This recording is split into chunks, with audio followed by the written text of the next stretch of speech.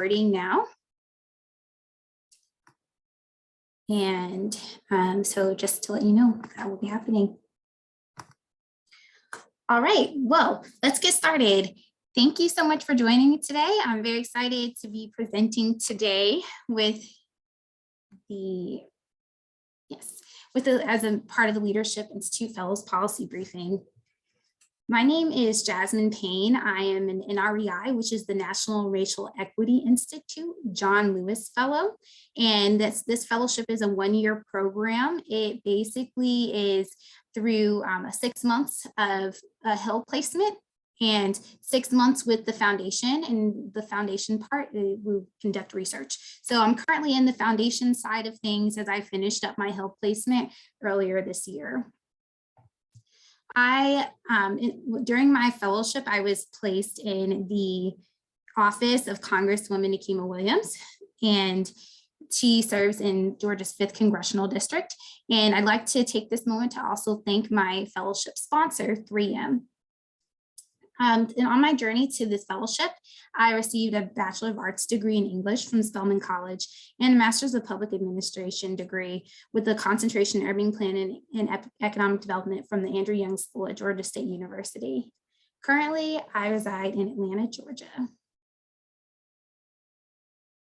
So if you're not familiar with the John Lewis or Social Justice Fellowship, or what you'll also hear is NREI, then it is, again, a one-year fellowship. And I wanted to join this fellowship because I'd worked in various different nonprofits before and the advocacy side of things. And I really wanted to learn, what does it look like on the other side? How do you actually advocate for policy change in a way that's transformative and productive? So I wanted to get that Hill perspective. And I also am just a policy nerd and love to research. So I thought that it would be really fun and interesting to engage in a policy research project. So that this opportunity gave me both of those opportunities. The other thing is that I live in Georgia's 5th Congressional District, and John Lewis has been, Congressman Lewis was my member of Congress for so long until he passed, and I really just wanted to honor his legacy by participating in this fellowship that bears his name.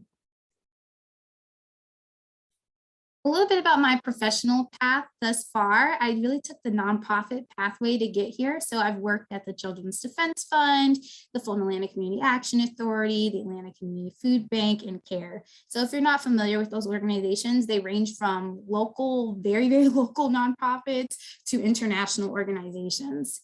My policy interests are in labor, housing, voting rights, and Black maternal health. So that really fed well into the portfolio that I had in Congresswoman Williams' office, where I was given a social justice portfolio, which let me touch on a bunch of different things, which included housing, pay equity, and health. So with the pay equity part, I was able to work on a bill that she introduced called the Equal Pay for Equal Work Act.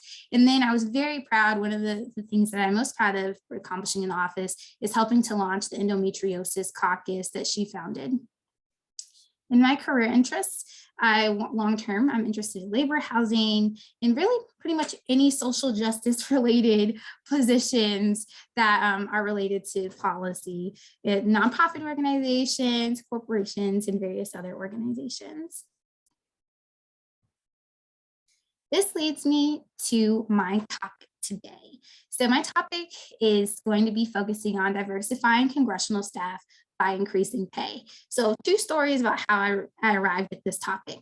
So first, ever since I was little, I remember overhearing a conversation with my mom and a couple of other friends, and one of her friends was so excited to be making $13 an hour. And I'm not very old, so this was pretty recent, but she was saying that she gave up her benefits in order to reach that $13 point. So if you do the math on this, which you may be calculating in your head already, then that's less than $30,000 a year. So I'm interested in what that buying power really gets you and how you can navigate that. And that has brought me to my master's, where I'm focusing on economic development, how we can really make sure that everybody can afford the things that they need. So this is what my topic will focus on. And then I also was interested in this even further because as I was thinking through the different tasks in my office, my boss, Congresswoman Williams, was on the Modernization of Congress Committee, which is a select committee that thinks about how do you modernize Congress, as the name states. And I was reflecting on how we could better serve that. And one of the things is by increasing pay, because then it allows more staffers that look like me and that look like many of us on this call to participate in which ways we may be blocked out. So just like in the corporate sector or the private sector, pay often affects turnover. So as people are more satisfied with their pay, then they may tend to stay at their jobs. So to kind of illustrate this, and I know I'm probably preaching to the choir to many of you all who are working on the Hill, but let's talk about the average Hill staffer. So most Hill staffers, about 85% of them, have at least a bachelor's degree, and many more even hold advanced degrees, about 20%. Even when you're thinking about this, there's a common saying on the Hill that, you know, everybody has expertise a mile long and an inch deep. So you have to be really highly skilled to know about different policies, be continuously educated on these policies, and to educate yourself on different things. So these statistics to the left kind of demonstrate why this would make it difficult for people who have these very skilled expertise, come from the nonprofit sector or highly other specialized fields, to kind of work in Congress. So for perspective, in 2019, which was the last time that all of the data was available, the median salary for wage and salary workers in the US was about $51,000. And in the District of Columbia, it's about $56,000. So I mentioned both the US and the District of Columbia because many staffers work on the Hill, but this is also aggregated data to discuss the staffers that work in district as well. And we know that even though the District of Columbia is one of the higher wages, cities that have higher wages, then there are also other cities in different parts of the country that have high wages as well. And high wages and high cost of living. The median salary in the US for a person aged 25 or older with an undergraduate degree is $71,000. So as I was mentioning, we already have staffers who mostly have college degrees. So that kind of gives you a better benchmark for what we're looking at here. So $71,000 is probably what you could expect someone in DC make if they have at least a bachelor's degree. Around that amount is the average. So in contrast to that, the median pay for House staffers was $55,000. So as you can see, that is about $20,000 decrease from the median salary for the US college graduate, and just about $1,000 less than those working in DC, regardless of their educational attainment. So this highly affects staff, as 45% of staffers cite low pay as a reason for them to leave Congress. And all but 3 congressional positions were effectively paid less in 2019 than in 2001. So when you think of the cost of living, they're paid less than. This is in part because the congressional research, congressional staffers are paid on a CS scale, a congressional scale, as opposed to a general schedule, which you'll hear federal employees are paid on the GS scale. Low pay is indeed a barrier to people, again, who look like us to participate on the Hill. So some of the things, as you may can imagine, are because of the wealth gap. So the typical white family has almost 8 times the wealth of the Black family and 5 times the wealth of Hispanic families. But this is not just in the Black community. When we talk about diversity in terms of Latinx and Asian community, we see that 60% of Latina families and 33% of Asian families send remittances to their families' home from the US. And also 70% of white households report being able to borrow $3,000 from friends or family members, as opposed to 41% of Black households. So as you can imagine, that can be really difficult if you're making a low wage to be able to send money home to your family and also afford your basic needs. So it can be really difficult for you to take a lower paying job because it's a big compromise when you don't know if you're going to be able to provide the necessities that you need for yourself or for your family. This leads to less people of color on the Hill, especially Black people. So, and as you may have imagined, it's part of the reason for the Congressional Black Caucus Foundation itself is many of us are flow through the Congressional Black Caucus Foundation onto the Hill. So right now, though, 70% of staffers and 77% of interns are white compared to the 60% of Americans who identify as white. This is especially important when I look at interns. I want to highlight that because they're really the feeding, the biggest way that people get to the Hill. So about over 50% of interns move on to be Hill staffers. So it's really important to make sure we're paying a special attention to that. So as we define we the people, or even kind of battling with this one to think about if I wanted to call it unrepresentational democracy, diversity is highly important in the Hill because when you have diverse staff, then it allows you to participate in the process in a way where you can actually highlight the different ways that you're affecting your community. So diverse staff contribute to innovation, problem-solving capacity, and objectivity, and they're more attentive to issues that they can relate to. So because they better reflect the constituents that they serve. My policy recommendations for this is to pass legislation to transition congressional staff pay to the GS scale to align pay with market rates. Number 2, to have Congress increase member representational allowances to enable members to fund higher salaries.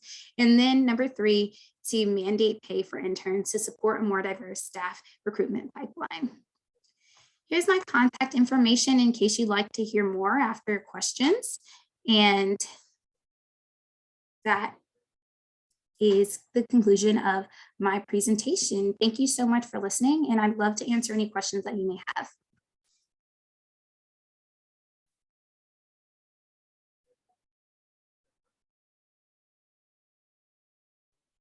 Jasmine, I have a question. Thank you so much for your presentation. I really enjoyed that. I was wanting to know, so of course you mentioned introducing legislation to work on this issue. Are there any current congressional champions who you feel like would be a good fit for moving this type of legislation forward? Thanks for asking that question, Hillary. So of course, I'm quite biased and would love for and believe that Congresswoman Williams' position on the select committee for the modernization of Congress would really well position her. And she has been speaking out about a lot of different ways. As I think about her place in Congress, she is a Black woman with a young child. So she's constantly breaking stereotypes and, speaking up for people who reflect her background. So I think that this would be something that she might be interested in. And I think a lot of other members of Congress as well who focus on pay equity or even increasing wages from we've heard of the Fight for 15 for pay across the country, but especially in federal workers, which was recently accomplished. Thank you. Thanks, Hillary. I have a quick question. Hi, sorry, my name's Jessica. So I have been doing a lot of research on the CBC and whatnot, and trying to figure out if it's a good fit for me, if I should even apply and all that good stuff. I'm I'm almost 30. I have a 5-year-old toddler. And so in my experience, kind of like what you're talking about, like your topic about wage and whatnot, right now I work for the state, and it's something that's I'm in California and I work for the state, and that difficult. When I'm thinking about wages and how to negotiate and all that good stuff. In your research, have you seen success for people of color negotiating wages and whatnot for government agencies and all that?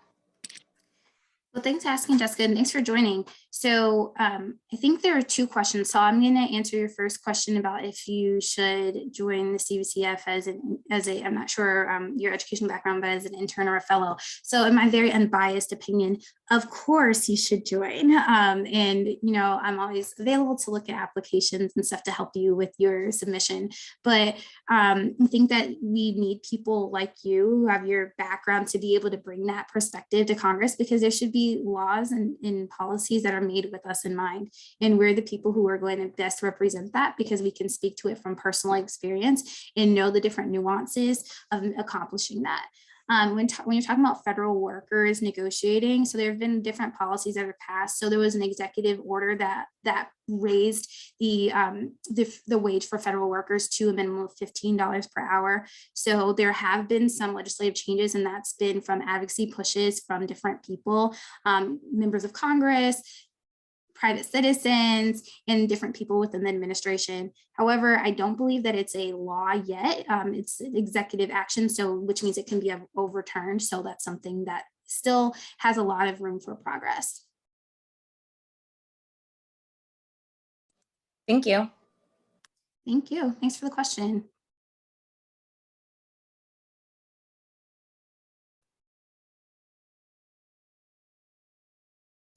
All right, we have about 40 seconds left, so I'd love to answer any other questions anyone has. And I can also put my contact information back on the screen if anyone's interested, or I can share it in the chat if you have additional questions that we don't have time for.